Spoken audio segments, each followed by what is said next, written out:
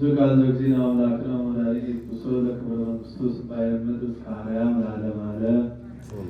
የዮሐንስ ወንጌል ምዕራፍ 1 ቁጥር 44 እስከ ፍጻሜ። በነጋው ኢየሱስ ወደ ገሊላ ሊወጣ ወደደ። ፊልጶስንም አገኘና ተከተለኝ አለው። ፊልጶስም ከእንድርያስና ከጴጥሮስ ከተማ ከቤተሳይዳ ነበረ። ፊልጶስ ናትናኤልን አግኝቶ ሙሴ በሕግ ነቢያትም ስለ እሱ የጻፉትን የዮሴፍን ልጅ የናዝሬቱን ኢየሱስን አግኝተነዋል አለው። ናትናኤልም ከናዝሬት መልካም ነገር ሊወጣ ይችላልን? አለው። ፊልጶስን መጥተህ እይ አለው። ኢየሱስ ናትናኤልን ወደ እርሱ ሲመጣ አይቶ ስለ እርሱ ተንኮል የሌለበት በእውነት የእስራኤል ሰው ነው አለ። ናትናኤልም ከወዴት ታውቀኛለህ? አለው። ኢየሱስም መልሶ ፊልጶስ ሳይጠራ ከበለስ ስር በታች ሳለ አየሁ አለው። ናትናኤልም መልሶ መምህር ሆይ አንተ የእግዚአብሔር ልጅ ነህ፣ አንተ የእስራኤል ንጉሥ ነህ አለው። ኢየሱስም መልሶ ከበለስ በታች አየሁ ስላልክ አመንህን? ከዚህ የሚበልጥ ነገር ታያለህ አለው። እውነት እላችኋለሁ ሰማይ ሲከፈት የእግዚአብሔርን መላእክት በሰው ልጅ ላይ ሲወጡና ሲወርዱ ታያላችሁ አለ። በወልድ ያመነ የዘላለም ሕይወት አለው።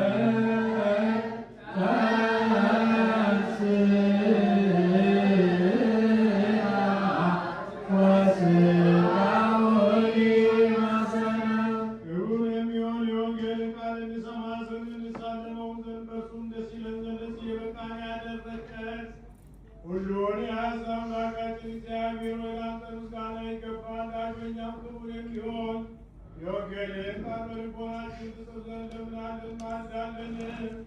ጌታችን ኢየሱስ ክርስቶስ በገባበት በዚህ በመሠዊያ ልመናችንን ተቀበል። በእኛም በወገኖቻችን ላይ ይቅርታና የቸርነት ዕጣን በአንድ ልጅ ለአንተ ምስጋና ዛሬነት የሚገባልና ለዘላለሙ አሜን።